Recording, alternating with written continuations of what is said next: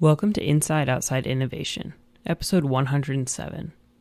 Azeem Azhar is our guest this week, author of the Exponential View, a weekly newsletter about innovation. He starts off the episode by telling Brian more about his background and how a broad approach can be really helpful for corporate innovation efforts. They finish off the interview by talking about venture capital and the pitfalls and peaks that an organization can experience.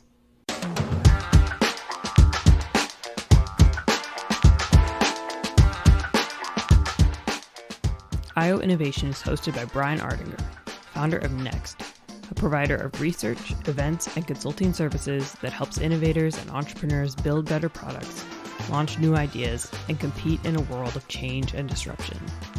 Find out more and premium content at insideoutside.io.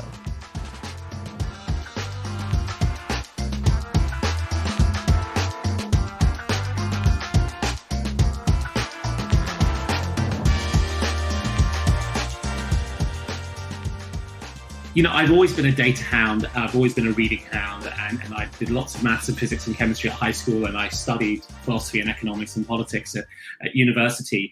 So I've always been somebody who's had quite broad interests, sometimes at the expense of specialization. And I had spent 7 years building a company in the marketing analytics space, ultimately, that used a lot of machine learning, that was acquired at the end of 2014.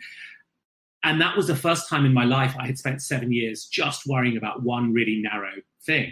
And I really needed to stretch my legs a little bit. And so after I sold the company at the end of 2014, I just started to compile some links together and send it to a bunch of friends. Now, I had been a blogger for a really, really long time. So the very first live blog that I ran was in 1996, before the term had been coined by the great Nebraskan Evan Williams, and using a piece of software called Userland Frontier. I was then one of the first users of the Blogger product, which was called Pyra at the time, as a project management tool back in 2000. So I had thought quite a lot about this sort of medium in this format. And when I was kind of free of running the company, I started this newsletter and started to share some links to about 20 friends.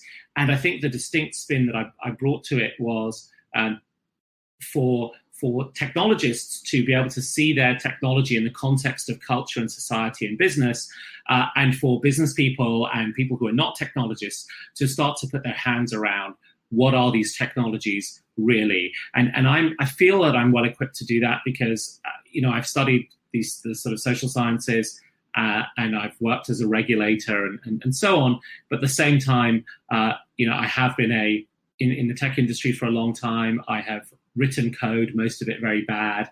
I've invested in about 30 tech companies, some in the AI domain. So I feel like I have a sufficient grounding in both camps to bring the two together. And I think that's that cocktail that has worked quite well for readers like yourself and the 30,000 others. Yeah, and I agree, and that's why, quite frankly, I work with a lot of corporations in that in this innovation space, and I constantly trying to get them to think broader about what they're doing. A lot of times we think corporate innovators, I think they oftentimes stumble or fall when they're looking at their particular industry and what's going to disrupt their particular industry, but they're not thinking about other technologies and other industries that actually could be tangential or helpful for them. And so that broad approach, I think, really helps kind of make sense of this exponential disruption that's actually happening out there in the market. You've said two really interesting things there. Let's just pick up on both of them. I mean, so one is that I think for corporate innovators, industry boundaries are blurring, and so this sectoral view that you get when you look at the stock market prices in the newspaper and so on doesn't necessarily reflect the way in which we are going to organize the world in the future. Is Uber or Lime Bike, should that sit in the same industrial category as General Motors? It's not really clear. So I think you do get those boundaries blurred.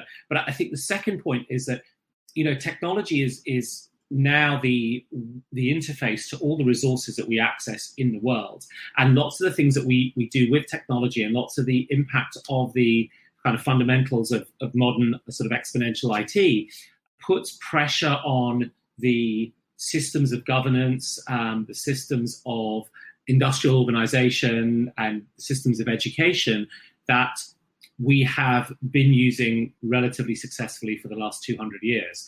And so I think it becomes important, especially if you're a leader in a corporate or you're an investor, for you to understand the context within which you are doing this. You're not investing in yet another poke bowl restaurant, right? That's not going to change the fabric of society. Fundamentally, you are looking at things that will change the way we live our lives, change the way our cities are run, change the way we have to educate ourselves, we organize ourselves. Fundamentally, I think it's pretty much of a wholesale rewrite of the full stack of society that we will undergo over the next 20 years. And that's actually a nice segue to this concept of technology, and we think about it a lot of times based on these tech centers, whether it's Silicon Valley or New York or even London and that. But what are you seeing when it comes to innovation outside the Valley, and how innovation is affecting places that you don't typically think of as innovative? Well, it's definitely becoming more distributed. Silicon Valley was for a long time, and certainly when I covered it, the only game in town, really. There were little spots in Boston and in Israel. But now you really do have vibrant ecosystems emerging in other cities in the US and right across Europe, Berlin, Stockholm, Paris, and London being the big four. And of course, we absolutely must not forget China. And the fact that China is producing unicorns at a rate of knots, and that the world's largest financial fintech startup is a Chinese company. It's Ant Financial. So the center of gravity has really shifted, and it was true to say 5 or 10 years ago that may be true, but all the big exits happen out of Silicon Valley. And the biggest you could point to in Europe would have been something like SAP in the software space. But now that's not strictly true. I mean, the disproportionate number still happen in Silicon Valley, but a lot of very large exits and companies are being built out of China. And in Europe, we're starting to see the decacorn, right? The unicorn's worth $1 billion, the decacorn's worth more than 10, Spotify valued at $30 billion. And there's a really interesting pipeline of companies coming through. But I think that the things that make these ecosystems succeed is that they are systems level objects, entities, right? Where you have capital and universities and talent services, and the kind of things that make it easier for founders. And Silicon Valley is really good for that. It's a little bit harder in London or Paris and so on, and it takes time for those things to build. So Silicon Valley still holds a lead, but I would say that the picture is very, very different. And I think you start to see different classes of businesses being produced in these other centers. And I think you're going to start seeing that more as well from the standpoint of, like, you look at someplace like the Midwest where agriculture or there's core industries, whether it's transportation, insurance, et cetera, that are in these spaces, and these industries have not evolved as fast as technology, but they're at that spot where they have to take a look at that. But all those folks that are working in these particular industries have these domain expertise that should give them a leg up to be able to help navigate that if they're willing to take a look and be more innovative and think differently about their business models and the way they're actually growing their business.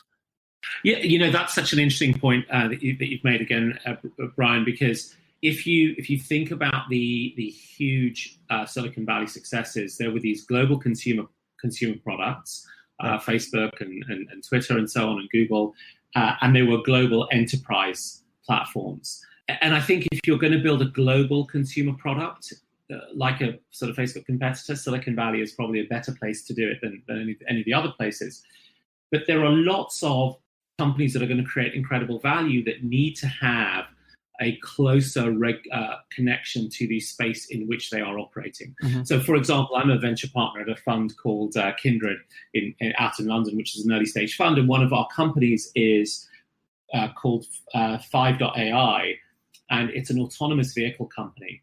But the founder, Stan, has identified that the needs of European cities, which are not like the endless grids of Scottsdale or Phoenix, are very different. So the physical architecture is different, the geography of the space is different, but so are the norms of driving around the Arc de Triomphe compared to yielding on a big American road. And so his argument is that you're going to need safe urban autonomy in the context of a medieval European city is very different to solving that problem for Houston. And so you can only really do that from Europe. There's not much value in building a company in the Bay Area to go off and do that. And so as we start to really have another 20 years of quite incredible change, a lot of that is going to end up being much, much more localized. And I think there's a second dimension to this, which is that governments are going to look at what do we need locally, because societal goods, public space goods, are increasingly moving into the digital sphere where they are owned and by private entities. And if all of those private entities are based in the Bay Area, well, they're not, because Amazon, of course, is up in Washington State. But if they're all based over there, then you're sort of losing control of some dimension of your public space. So I would expect there to be some tension and some shifts over the next few years in that area as well, which in a sense will favor the locality. Absolutely. So I want to switch gears slightly. You wrote a piece recently called The Resurgence of Corporate VC. And a lot of our audience obviously is in that particular space, whether, inside innovation kind of folks that are either investing in startups or trying to be and act and move more like startups inside their organization. So let's talk a little bit about this investment space and specifically how corporations are kind of taking a stab and becoming more like a traditional venture capital firms out there. Yeah, well, corporate venture is this sort of odd beast. It has been horribly cyclical historically. So what happens is when times are good, company sets up a corporate venture arm, rolls in a couple of its execs to run it. The moment times get bad or you get your first write-off, everyone panics and shuts it down. And then you get a bad reputation, right? You're not patient capital. You're not going to be there when it's difficult, when times going gets tough. And at the same time, venture capital is actually a networks and relationships business, and corporate execs tend not to have the right relationships to help startups. So that has been the historical story, with a couple of standout exceptions, sort of Intel, putting billions of dollars at work into startups. What has happened in the last few years is that about 20% of all venture deals now have a corporate venture capitalist involved. They represent about a third of all venture dollars. And what's interesting is that the CVC, corporate venture capital, investments in 2017 were bigger than the entire VC industry of 2013. And I think one of the reasons why is that, well, there are a few, and I'll run through them. So one is that many companies are spitting out cash and don't really know what to do with it. And there's a lot of money kicking around and there are just no real yields. The second is that the companies have observed enough businesses be disruptive and have recognized that their pure internal organic efforts don't necessarily attract the right talent, or they have the wrong risk profile for the finance director to back.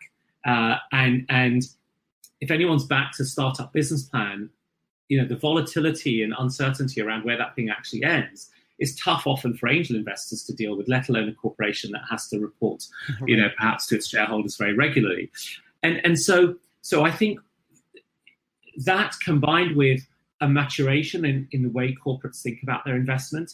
So venture capital is a service business where you are serving the entrepreneur, and corporations have traditionally walked into these things saying, hey, we are Acme Megacorp of Nebraska. You're lucky to be talking to us, Mr. Founder. Right. And that led to all sorts of problems and adverse selection and so on. And I think corporates are now much clearer about the services that they're going to provide the founder, when they're going to step away and when they're not going to be annoying. And so the confluence of all of these things, I think, creates has created the increase attention both by founders towards corporates as investors and by corporations opening up their balance sheets a little bit.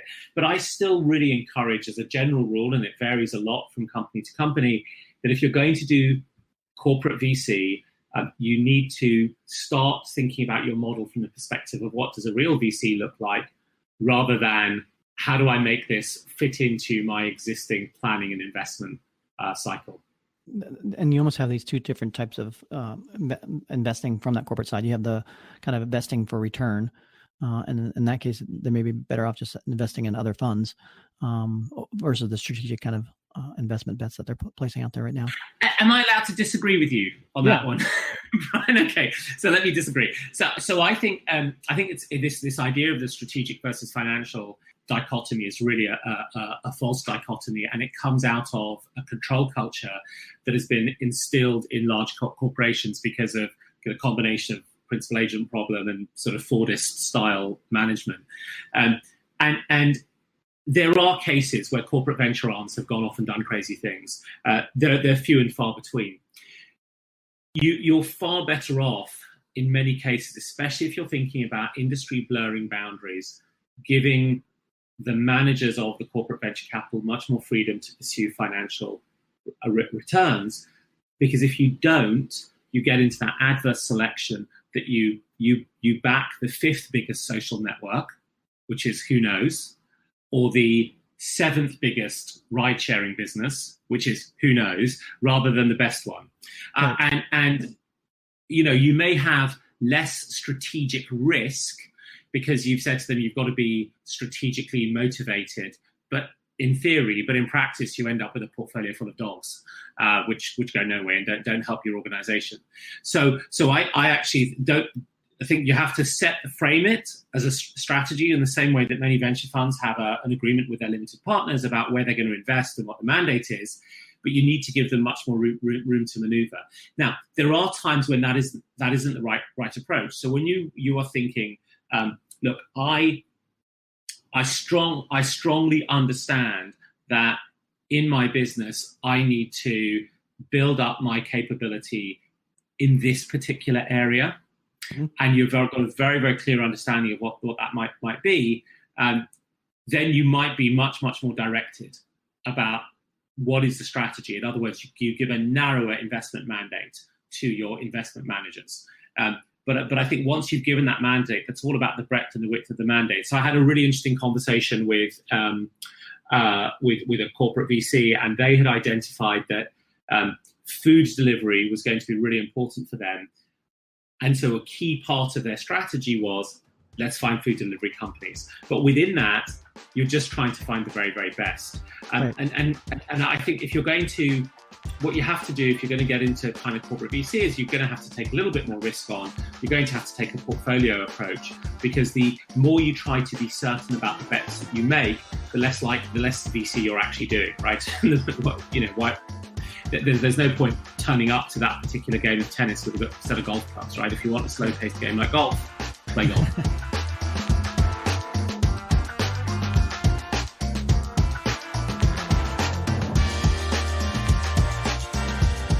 That's the end of another episode of Inside Outside Innovation.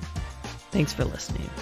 We have a slew of great guests lined up for you throughout the next month, so be sure to keep coming back for insights and advice on how to transform your organization and the world.